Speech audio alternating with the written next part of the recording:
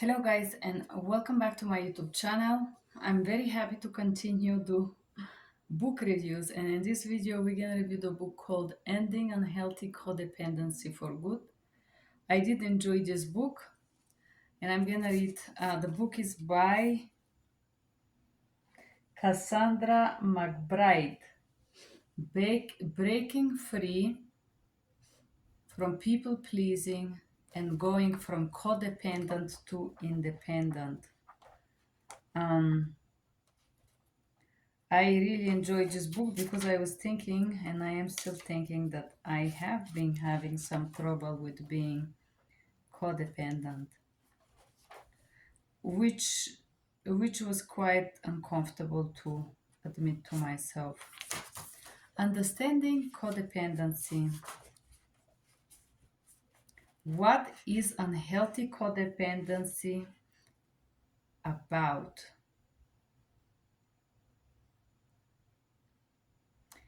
At its most superficial level, codependency is type of dysfunctional relationship where one person, the codependent, is overly reliant on another person, enabler for their sense of self-worth and identity. So codependent persons rely on other people uh, opinions in order to. Codependency often involves one person trying to control or fix the other person's behavior, which can lead to a pattern of enabling the other person's destructive behaviors.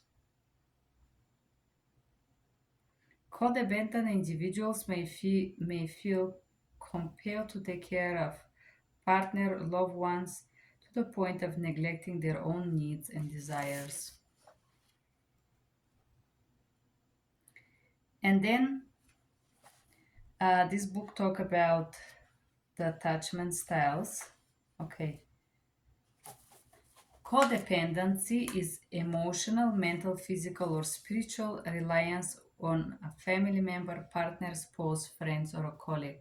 When you do not have your independency but you rely on others' people, opinion, and values, the codependent will often put their own needs aside to care and make happy other people. The signs of codependency include focusing a lot of time and energy on fulfilling the needs of other person, swinging between extreme emotional reactions depending on the moods or needs of their partners, isolating themselves from friends and family in order to focus on a relationship, developing an obsession with their partner, being emotionally reactive and becoming people pleaser, having difficulty maintaining healthy communication and intimacy in a relationship. Could be challenge for both parties, of course. Attachment theory and codependency. And now she talks about the four attachment styles. Anxious attachment style, then we have dismissive avoidant, then we have fearful avoidment, and then we have secure attachment style.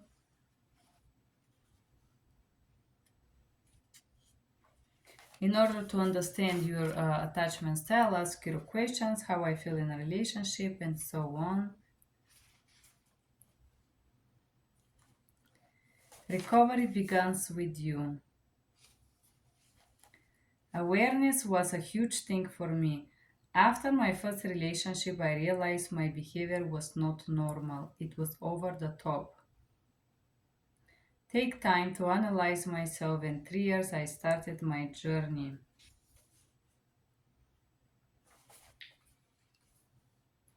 Practice self-valuing. Learn to receive compliments from other people. Okay. Forgiveness to yourself and to others daily. Celebrate the small wins and be grateful for your efforts. Pay more attention to your dreams and desires. Practice daily affirmation because you gaze of your when you look at your reflection. Let go of comparison with others.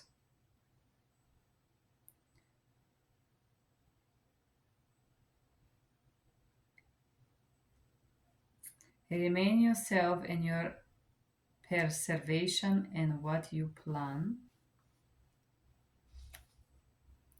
Become comfortable with putting yourself first, reminding yourself that you can never make everyone around happy all the time. It is not wrong to say no, and a lot of codependent people not only have a hard time to say no, but they also have a hard time to receive no. Take some time to slow down and listen to your feelings. Self love is not selfishness. Know what you don't have to be. You don't have to be perfect. Enjoy each moment fully. Accept that not everything is within your control. Take time for self care. Check your circle of friends. Keep learning and chasing your creativity. Breaking free. Breaking free from people pleasing. The psychology of people pleasing. Being nice, and then it's always come to the inability to say no. The reasons why people are people pleasing is they possess very low self esteem, and I could say I was a total doormat and people pleaser, and I was fearing to say no because this if I do so I have zero worth. That's a subconscious limiting belief I used to have. Tries to accommodate the needs of everyone else, people pleaser, goes with the flow dictated by other people's, derives a sense of value from complying with others. If you have the same opinion, so you belong and you're valuable. Always take the blame and apologize, even not at fault. That's a sign of codependent person. Authenticity, a core value that is neglected. If you start to be okay.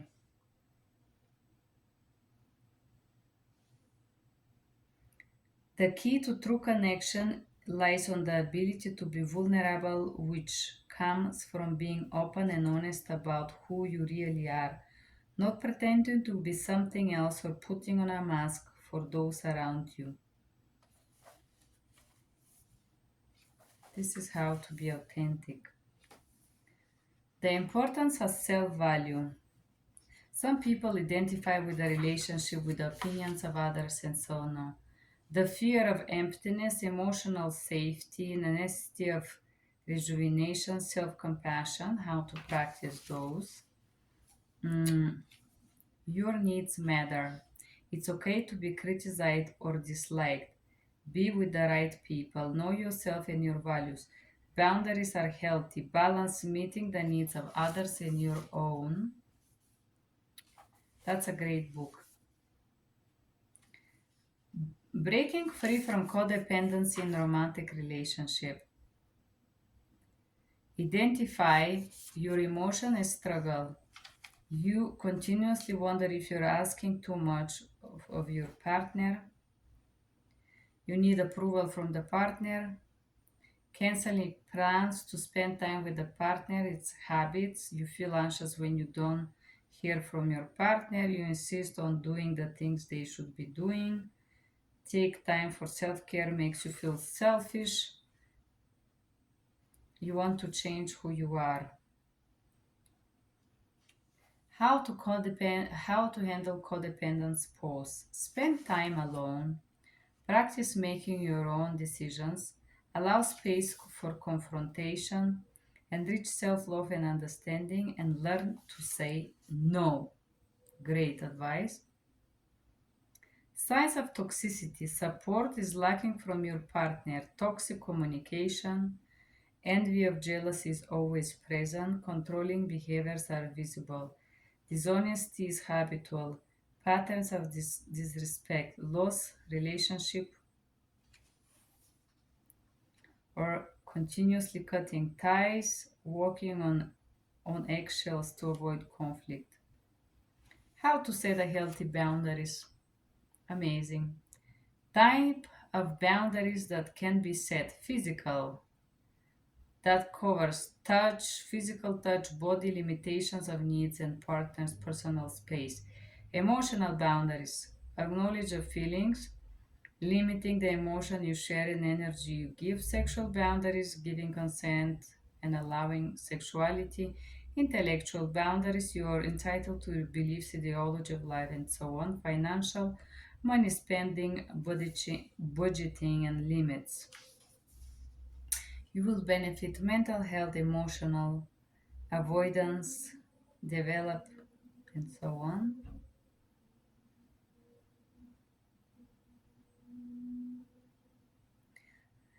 The first step in order to break from codependency is to admit that your worth is dependent on others, or the way you see your value, it's only if others sees it. And this is the main core of codependency. I think this author really nailed it down. Second, the relationship presents quality. Finally, shame and guilt may be highly utilized in a relationship.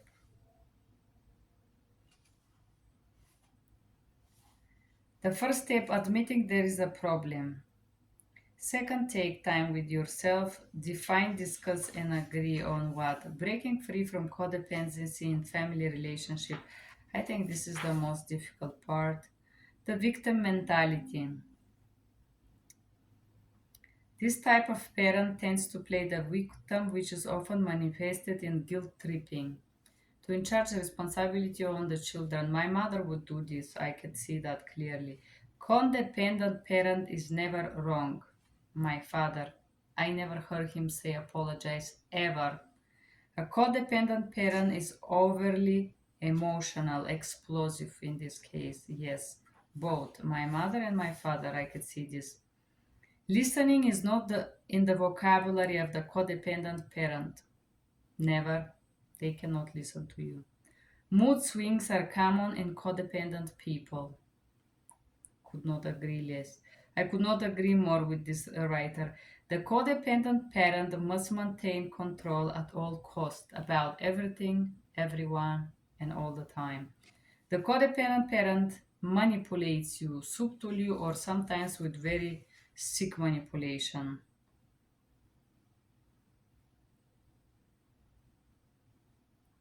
Signs of codependent sibling. Excessive concern about the siblings' habit behaviors make decision for siblings with intention of trying to manage them. Mm. Possess a deeply rooted need for approval from other siblings. Their self-worth depends on what siblings think. Have developed a habit of thinking on more work than they can handle. Exhibit a regular patterns of avoiding conflict. Make siblings feel guilty, anxious, and so on. Overwhelm siblings with fear, rejection, and abandonment. That's the classical manipulation. Why origin family codependency can be difficult. How to start breaking from codependent parent. How to start breaking free from siblings. Beautiful. Breaking free from codependency in the workplace and social setting. How to do this.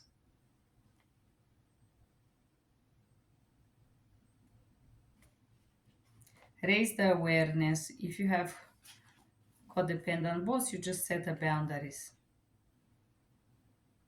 Make your positive quality a blessing, not a curse. So basically, in order to break free from codependency, you have to pretend to be super kind all the time. You have to be okay with not being kind. Practice mindfulness every day. Change the way of thinking. Be clear about your intentions. Be compassionate to yourself. Practice the skill of self validation. Learn to let go when needed. Avoid compassion fatigue. Overly available, like doing therapy. I was doing this for many people. That's why I learned so much things. Important to ask help from others, cannot be stressed enough. Set boundaries, proper nutrition, exercise, friendship. Don't be too nice to people. After you say yes, you feel trigger of resentment, you should say no. And basically, some portion of not being nice You can be nice without being pushover. You don't have to be nice. Set limits that you can tolerate. Don't let other people walk over you. Utilize language that clearly acknowledge and clarifies your choices. Always insist on emotional and physical boundaries. Proactively decide how you will respond to people. Forgive other people when they ask for it or not, if they ask or not. Be open to feedback and constructive criticism. Okay?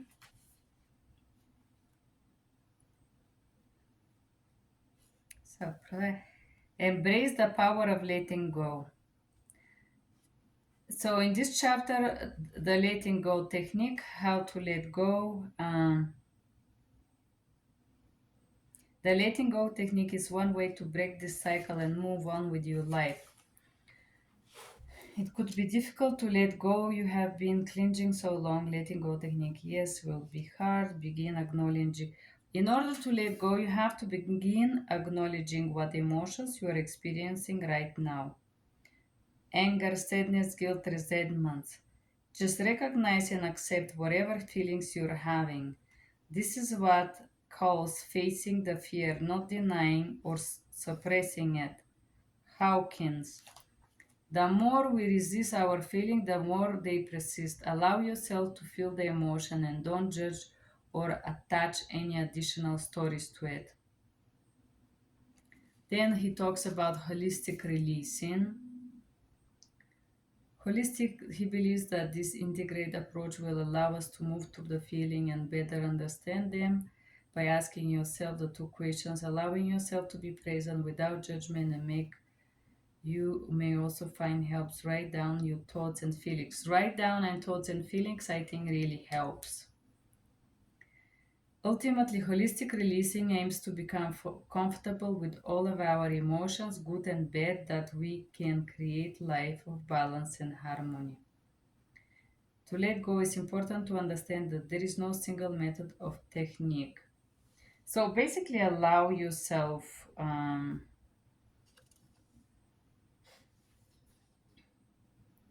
to have feelings.